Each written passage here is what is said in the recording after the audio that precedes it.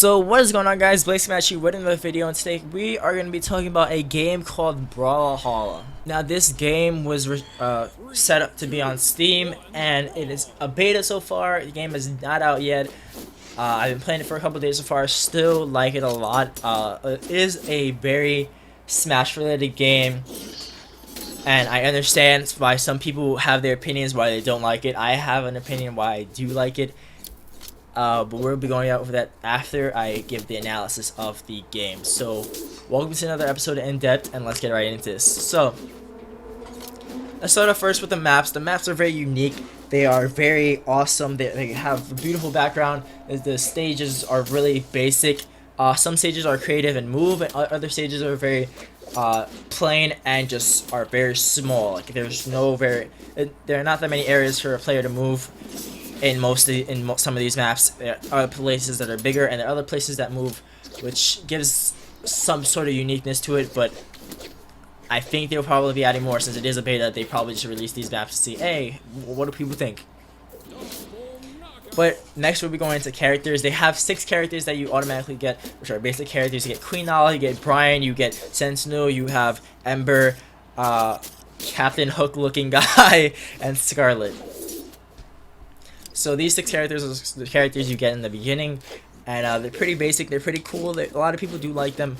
I definitely like Ember, which is like a Robin Hood looking character, and he's very skillful with his arrows.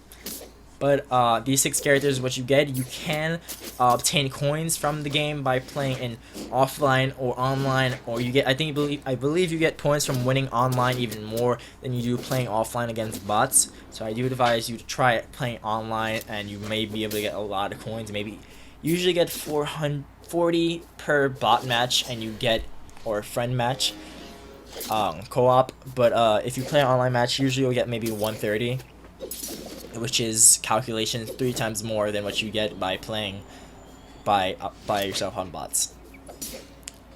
But going back to the coins help you gain a certain currency that they have, and that currency is used to buy more characters. Is there another currency which is gems? I haven't really gotten those. Those you have to pay for, I believe. There's always something that you have to pay for in the games.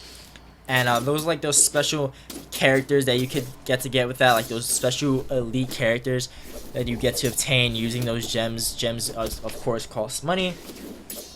And you can also get certain skins to make your character look cooler. Or basically, for characters, you can change their color. That's a basic thing. But if you want to do even more designing to them, you have to use gems to buy outfits for them, which is cool in some sort of way, but stupid in sort of the way I'm wasting $5 to pay for a virtual outfit for my character. Yay. Not very well thought out. I don't like it that much. It's not my favorite part of the game.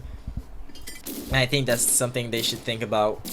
It's not really an essential part that you should dress your character up like it's not fucking Advanced Warfare. You don't need to dress your character up. You can have basic different colors. But since we just did characters, we're going into the weapons that they use during the game, and we're going to go into items after that. So weapons, these are magical swords that pop up from the sky on the field as you constantly play through the game. So when you're playing with bots or online, there will be these blue, purple, whatever color swords that will come from the sky and touch the floor. What you have to do is press whatever button you use for quick moves and click and grab the weapon. Usually there are 2 different types of weapons: close range and medium range weapons. The close range weapons are really two-wielded swords, a sword, knives any character has, or a gun. Medium range weapons would be a spear or an arrow. That's really what they have right now. There are not a lot of opportunities, and a lot of players have the same thing, so it's not really unique, and it does kind of get annoying to see the same thing. The thing I think they did good in is the animations that they did for the weapons that they have. So I've realized with swords and characters that have swords and arrows, the animation that they do are very unique. It goes with the character itself. Some characters like Shadowlight, and when he has his sword, he uses his he uses his special move and grabs the player in a cloud and knocks the hell out of them out. So it's a really good animation. And others are like you have your sword and then you press the super and then you get to push water towards the opponent as you hit them. So it's a cool animation to go with it, just to make it look unique. It was a good thing to add to make the game not seem so whack and basic with the same sort of weapons for most of the players. So as I said, after weapons, we're gonna go into items. So around the map, you will be able to not collect items, but grab items that fall from the sky, just like swords. You'll be able to get a bomb, a mime, a spike ball, or a horn. This bomb, as you guys know, will blow up if you throw it at a player. It will also blow you up because it's kind of realistic. If you have a bomb in real life, you get blown up if it hits you. If you have a bomb in this game, you'll get hurt if it hits you. So that's kind of same and same. They have mines here, so you throw a mine and it sticks to any surface it lands on. It could also affect you and the person that dropped it and any enemies around it. It'll blow up on a certain time if it doesn't blow up by itself because the enemy triggered it or you triggered it. It will blow up necessarily by itself and it won't do any effect unless it hits an enemy. So be wise where you put this because it could be useful, and if you put it at a random place, it's just a waste of a trip mine. Spike ball is very weak. It's a spike ball. It's full of spikes. It's kind of like those spike balls people used to use in war back in like Spartans and Athens times, like in Sparta. But this spike ball is known to be very weak. It's good to start off by damaging the player to get their knockback very high to start them off like that. If you're in the beginning of the round and you have a spike ball, best way is to take the spike ball and start throwing at the player. Also, as I said, there is a horn. The horn is not so special. It summons a sort of tiki monster that floats through the sky across the map. So when you blow the horn, the tiki monster will fly about a centimeter above where you use that horn. So say I'm in the map and I use the horn and I blow it. The tiki monster will slide through the entire screen, hitting anyone that it intersects with, but it will only appear an inch. It won't go around the entire map and hitting every single enemy. It depends on where you blow the horn at is where it will hit the enemies or where it will go past. So that's all there is for items, characters, and maps, and customizing, I guess. But also, guys, if you guys haven't noticed, there is a sort of bar on the top right side. It shows the points of the characters. It shows what characters you're playing with, and also shows the knockback. The knockback is something that happens that causes you to knock back. Just like in Smash Bros, they have the percentage, but in this game they have colors representing. White meaning you're extremely good, you're not gonna be knocked back so far. Yellow meaning you're close to being extremely knocked back. Orange meaning you're very close to being extremely knocked back. And red meaning you better get the fuck out of the way because you're gonna get knocked the shit out of in one move. So those are like the stat bars over there. And also the points. If someone does get the same amount of points of you, yes, there is a sudden death. In this sudden death, both of you will have a red bar, meaning that you guys can get knocked back very, very quickly.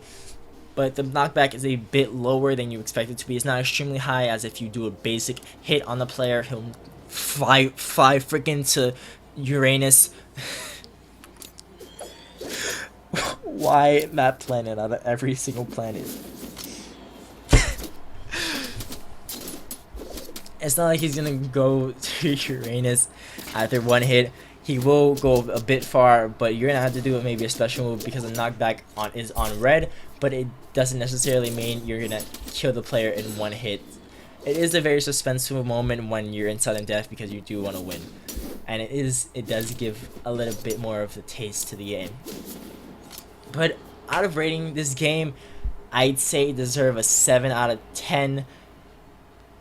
For reasons, the basic moves are very simple. Unless this is an excuse for a beta that they don't have a lot of things, and everything's mostly the same between characters and customization and stuff like that. They have to fix it. Unless if they do fix it, I'll probably give it a higher rating. But right now I'm giving it a 7 out of 10 because of what I've seen through the beta. I will play probably the full game, or I will see insight into the full game, and I'll change my rating possibly if I get a chance to see it. But right now I think this game is a 7 out of 10, and it is good, guys. You should get it if you do like Smash. But if you do like Smash Bros and you don't have it and you want to get this game, this beta is free right now. The game is actually $20. And if you do like it, make sure to get it because it is a fun game to play with friends. Not all people may say it's Blackbeard, but it is better to play with friends because it's just a fun time like Smash Bros, but on PC. So it's pretty cool. Hopefully you guys do get it. I might get it. Depends on how much money I might have during that time. But hopefully you guys did enjoy the video. If you did, make sure to leave a like, comment down below on more stuff you guys would like to see on the channel, and subscribe if you're new to the channel. That's pretty much today's video, guys. Blaze signing out. Everyone stay fire. Peace out, guys. Useful than illegal. It helps to get those actual kills with the gun. Also, I have ghosts, which is very useful to not get seen by those UAVs because they're so fucking annoying. I'm gonna keep ghosts when I just do just to make sure. I scare 6